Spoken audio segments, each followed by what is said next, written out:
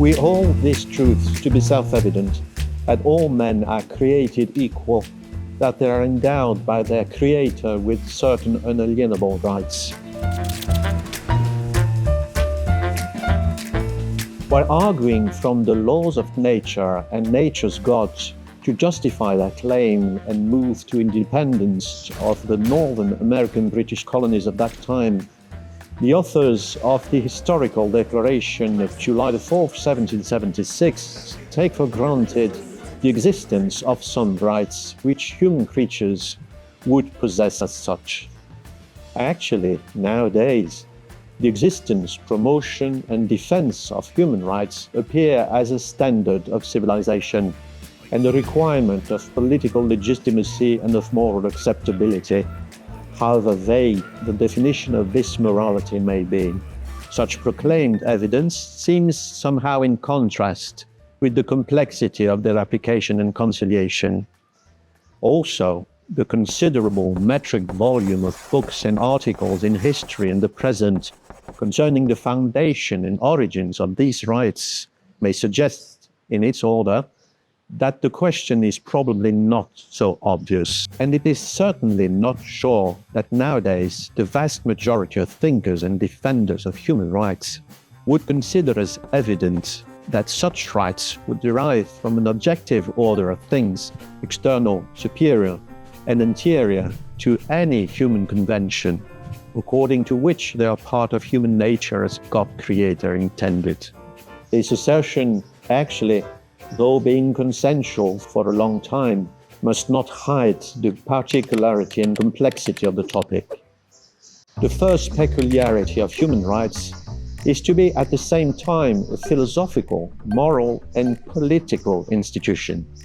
Actually, in their historical moves, they have turned to become mainly, if not merely, a political institution, as a proclamation of native subjective rights, that is, individual autonomous powers and faculties to act according to one's own free will and interest, such rights being opposable to any political power, group, or even other individual. However, if we consider them basically from that point of view, such rights are grounded on two premises. First, that any act by an individual pursues his own interests, even to the detriment of others, and to a point of violence as finally inevitable. Second, that any power or authority stands as a potential threat to individual freedom and is even debtor of some goods to the members of the community it is in charge of. First of all, the good of life and personal freedom in every individual and social sector, but also material goods by extension. The problem is, those two assertions appear to be contrary to some principles of classical doctrine about human liberty and dignity, about human natural tendency to live in a social friendship which expresses itself particularly in political communities, also about the necessity of authority to serve and guarantee the common good of a community. All points which have been particularly well developed in the doctrine of St. Thomas Aquinas on the matter by church social doctrine. There we come to the second peculiarity of the topic of human rights and natural law, actually the crucial one. In fact, what are we talking about? Because the two, as concepts, have known a dramatic change in history, so that the current reference to human rights in the church social doctrine may have been confusing sometimes. First, natural law. If we simply refer to the classical Christian vision, law is to be considered as lex and as jus. Basing mainly on Aristotle, Aquinas defines the latter as the object of justice, that is to say, what is owed to someone. Justice consisting in rendering each one what is owed to him or her. And what is naturally owed corresponds to the order of nature. As regards law as lex, Aquinas defines it as an ordination of reason to the common good, which is made known and sanctioned by the responsible of this common good in a community. Natural law is then a participation to eternal law, the global and perfect ordination by God, inscripted in human nature as a light for human action, helping man to establish what is to be owed to fulfill natural justice. In the stream of the global intellectual changes brought and involved by the philosophical and theological revolution from the 14th century of nominalism and voluntarism, that vision has progressively and deeply changed. Use has become merely a right, and step by step has been considered as an individual power of self-determination. Historically, the move has especially concerned property, in a fierce controversy started by Franciscans and implying beggar orders.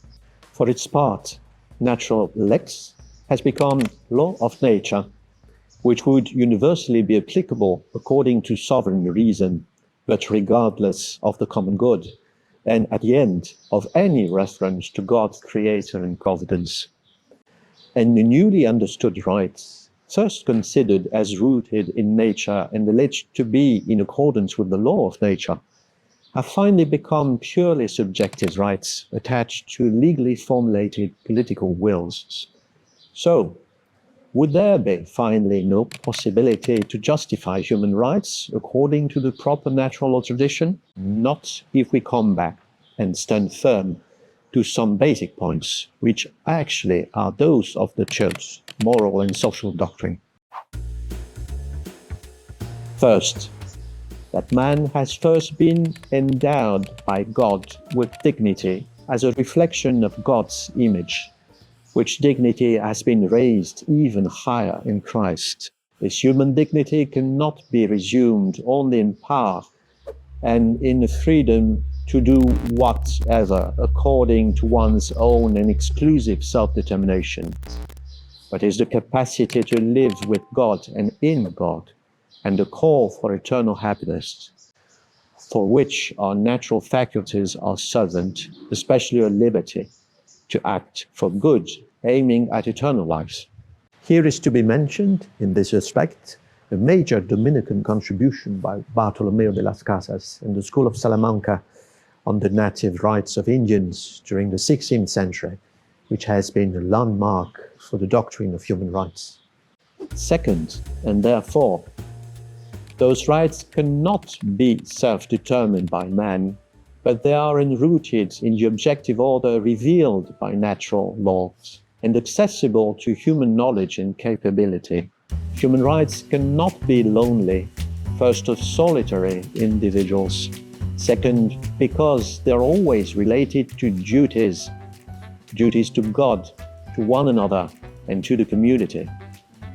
Third, the natural order of things as expressed in natural law cannot be disconnected with not only God's design, but also his will of salvation and his present and vivifying laws. Human rights and duties fundamentally and finally require charity to give its proper soul to social friendship and make it a brotherhood. As expressed by the famous French philosopher Jacques Maritain, who strongly advocated for a well-founded modern vision of human rights in the 40s of the 20th century, and was much inspired by Aquinas. Only when the gospel has penetrated to the very depths of human substance will natural law appear in its full flower and perfection. In the next episode, we'll ask, is human freedom real, or is it just an illusion? If this is the first episode you've watched, we recommend you watch the introductory episode of this series next.